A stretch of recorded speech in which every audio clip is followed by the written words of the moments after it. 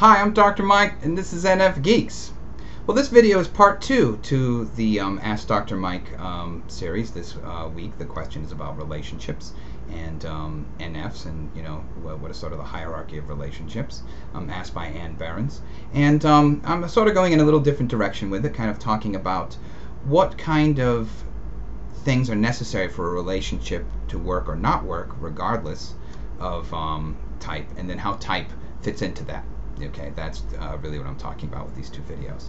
And so what I'm using, again, is the Gottman studies about relationship, very famous for that. And the first episode was the downer. What are the things that break up a relationship? And this next one is going to be a good thing. This is the stuff that that makes a relationship survive. When marriages that survive, what do they have in common? And so John Gottman would say it's these things. And what I'm going to do is kind of connect type into this stuff. Okay, so there's a few things that go on, and the reason why I'm bringing this up is I think type matters. Okay, in this, that marriages that survive that are doing these things through their types and with their types and with their partner's type.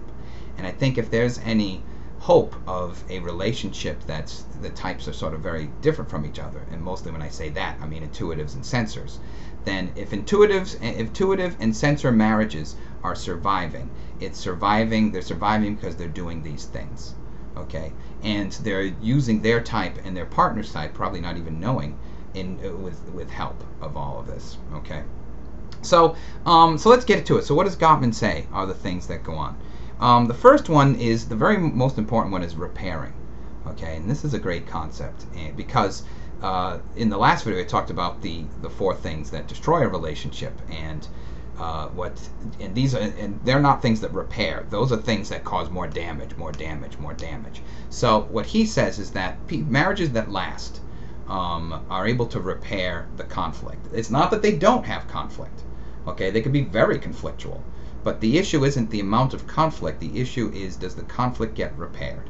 Or does it spiral and keep going and keep going and keep going? That's the real difference. And repairing is, as he defined it, was just sort of something in the conflict that makes the situation a little better, repairs the relationship a little better. It doesn't even mean the situation is, the conflict is resolved or the issue is resolved, but whatever kind of rotten thing is going on has been repaired a little bit. Okay, and he points out it could be just things as like humor or stuff like that. My interpretation of this is that when it comes to type, my guess is that if there's repairs going on, you're repairing it in a way that the other person can see as a repair based on their type or temperament. Okay, this is the world according to Mike, but that's what I think. I think that if there's an argument and there's repairing going on, you're doing something that they can see as a repair. I think one of the problems is that people do things that they think would be a repair for them. You're doing something that you would like to see as a repair, not what the other would like to see.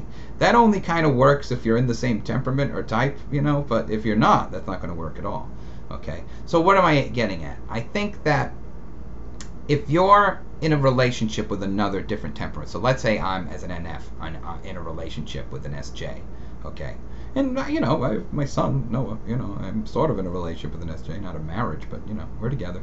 If I'm going to repair that relationship, I have to do something SJ. I have to say something that's SJ that helps the repair, the conflict or the problem in the relationship, even if the issue is not resolved. So one thing is gratefulness. I think that's an important one. If you want to repair a relationship with an SJ, show that you're grateful.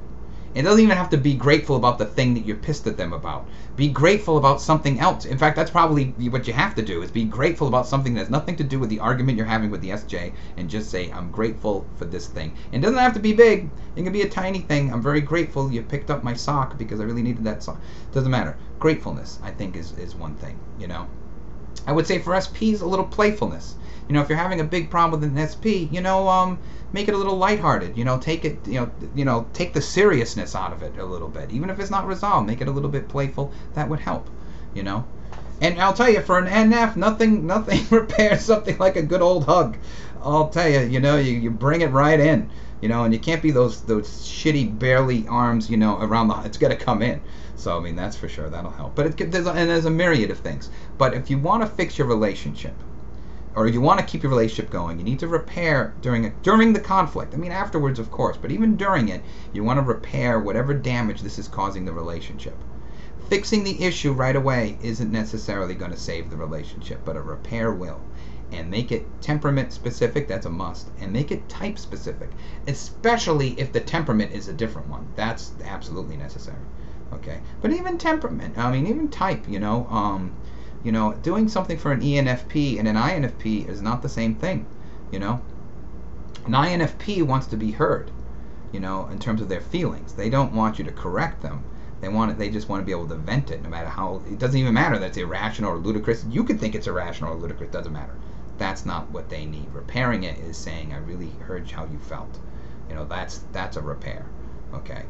With them, jokes aren't a repair. INFPs don't want to get jokey. ENFP, though, it can be jokey. We can get a little silly, and then that allows us to be jokey, and we like that.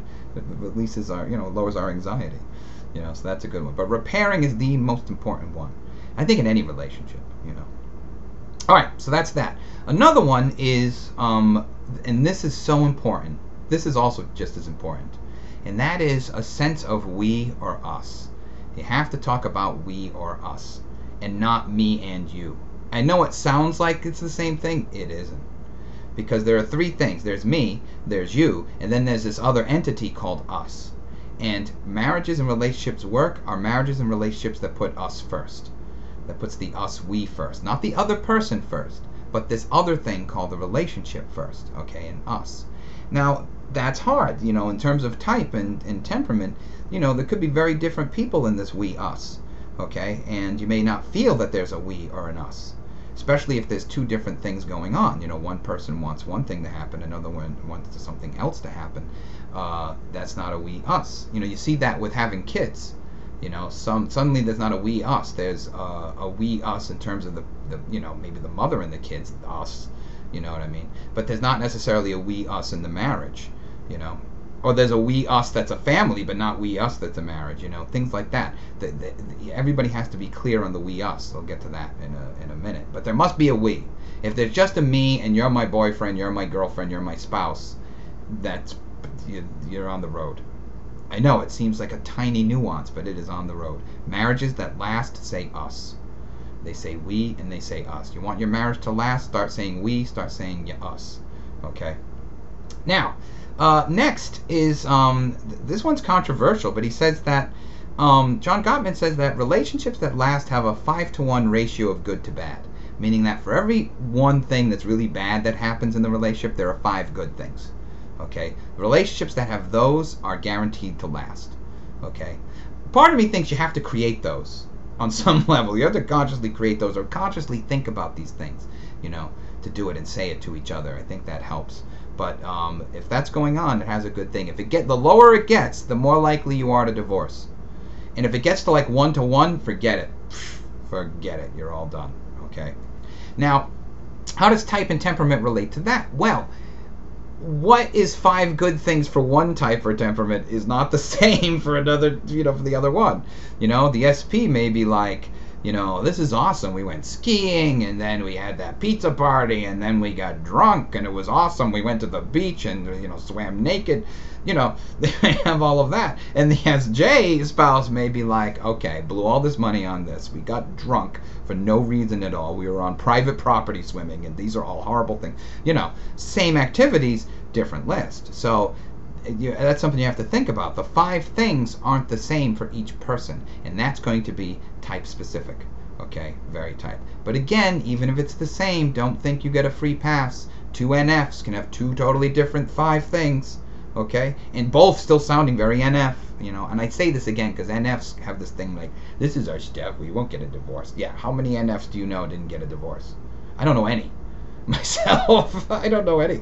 The ones that stay together I know are SJs, to be honest. They're a team. They understand team. So I think that's why. I think they understand we, us better than the rest of us. That's why they stay together. But I say that, my fellow NFs, don't think that somehow you have a greater view of this than the other types and temperaments. All right. So now the next one is, and this one's true, I've experienced this directly, is what he calls love maps. And love maps is that you should understand where things are in your husband or wife's or lover's mind. You know what I mean? You should understand where things are located, like their story. You should know their story. You should be able to repeat their story.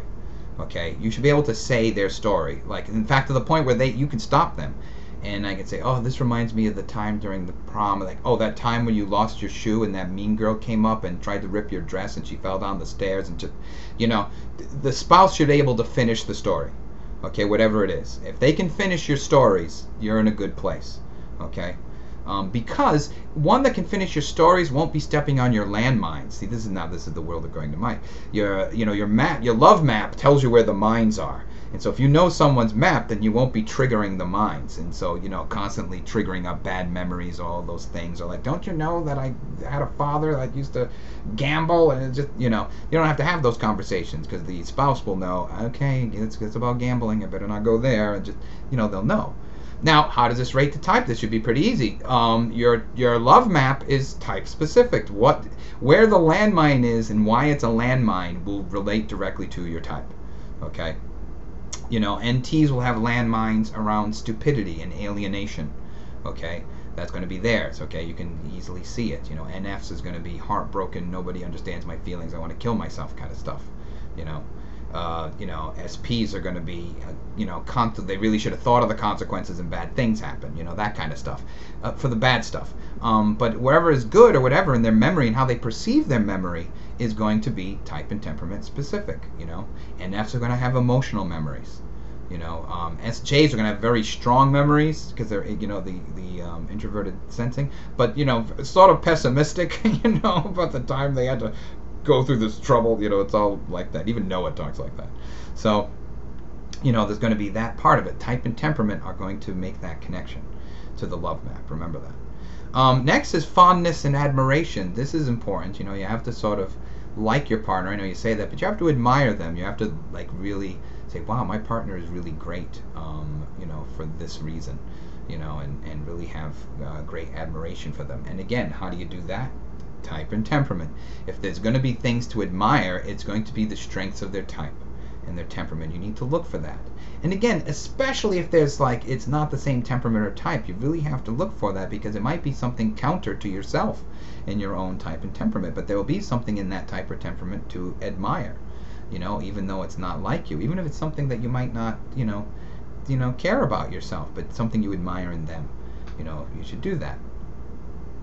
Next is, and this is a tough one to do. You'd think this would be easier, but to turn toward each other in bad times.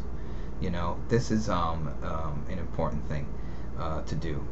You want to be able to reach out to each other, when things are going down. It's very easy to reach out towards, here's my point. It's very easy to reach out towards each other when everything's great and it's Christmas Eve and all this is wonderful and, you got the socks you wanted. Anybody can do that. That's easy. Christmas Eve, you could love anybody. But when the chips are down and the relationship is in tough shape or there's a big fight or whatever, things are hard, that's when you have to turn towards each other, even when you're scared, even when you don't even know if you can trust them because they're such a jackass or you're pissed off at them, whatever. That's when you have to come in and embrace, you have to come in and embrace that person. And it's in the bad times you have to do that. In the thing when things are rocky, you have to reach out to the other person and they have to reach out to you. And come together to solve the problem.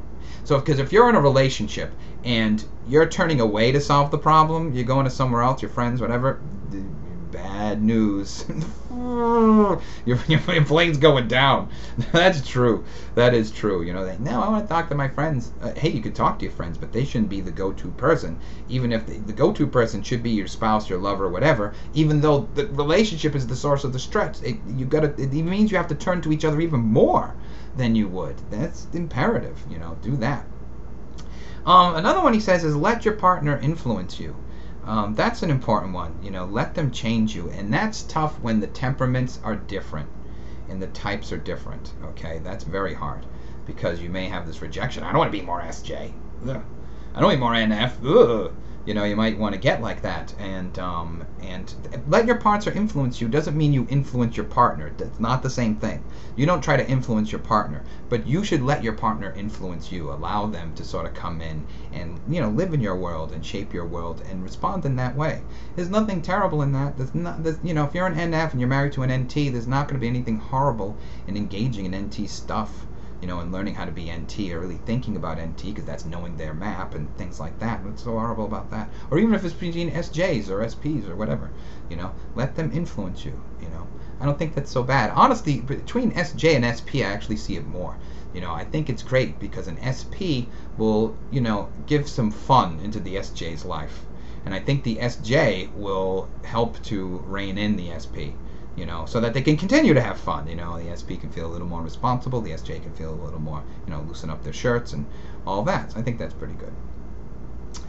Two more things I want to talk about. One is when you're stuck in a fight. Okay, when you're totally stuck in the fight. One thing you should do, and this is really hard, and I wish people would do this more, and that is to soothe each other. Okay, even though you're mad. This is something we don't do, and boy, this would make a huge difference. I think the other things on how to solve a conflict might just click in if you just did this, okay? And that is soothe them, just like soothing, physically soothe them when people have aches and pains. You try to soothe them, or when they're crying, you try to soothe them. Soothe them in the middle of the fight. Soothe each other in the fight. That it's going to be okay, and don't let people's wounds. Don't keep tapping on the wound. You might not be able to heal the wound, but try to soothe the wound and try to soothe the other person in their feelings and emotions or whatever. And don't wait till the end of the fight for that, because forget it. That could be days. That'll lead to the end of the relationship. Soothe in the moment, and it's hard. Because you're mad, you're upset, you're flipping out. Soothe in the moment, okay? Now, one last thing regarding these ideas. I don't remember if this is Gottman, but I remember learning about this. And this is a hard one, gang, okay? And that is, who is the third person in the relationship? Yes. So all relationships have three people. The two people in it, and then a third person who is influencing how this relationship is going.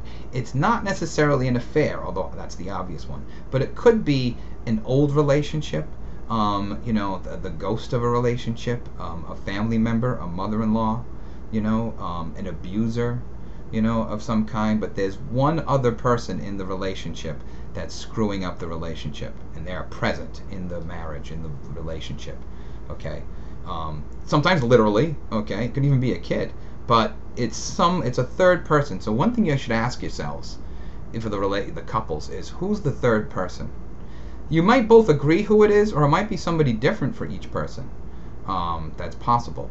But here's the thing: each person in a relationship has a name. Right now, you heard me. You're in a relationship. The name just came up.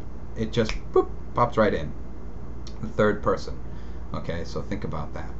Now, the last part, the final point I want to make, I should say, is that, again, just because you're of the same temperament doesn't mean anything. And this is especially for NFs. And I say that because the doctor and I, I've talked about the doctor. The doctor and I, we were both up on these studies. She was a psychologist. She knew about the Gottman studies. I did a whole 45-minute presentation in a colloquium, PowerPoint, big screen, during my graduate studies. So, I mean, we're intellectuals. We both read this. We both knew it very well. And that didn't stop the 4 horsemen of the apocalypse from going through her kitchen. It didn't stop them at all, in spite of the fact that we were 2 NFs and we were intellectuals, were well aware of everything I just said. That didn't keep it from happening. Okay? It didn't. All 4 were there at one point or another. So you have to. You have to do more than just hearing these things. You have to internalize it. Remember that. You have to internalize it, and you have to live in it. You know what I mean? You have to literally do it all the time in every way. and that's important, because if you don't, just knowing it, it doesn't even do it. And being NFs, well, we're NFs. We weren't in, our values were lined up. We weren't confused about what our values were and what we cared about people. We had that, and we were conscious of what I just said, and that didn't help. Okay, so it has to be more than that. So that's it. That's I think plenty of to think about. And who knows, maybe I'll eventually do a video that directly answers what she asked. All right, so that's it.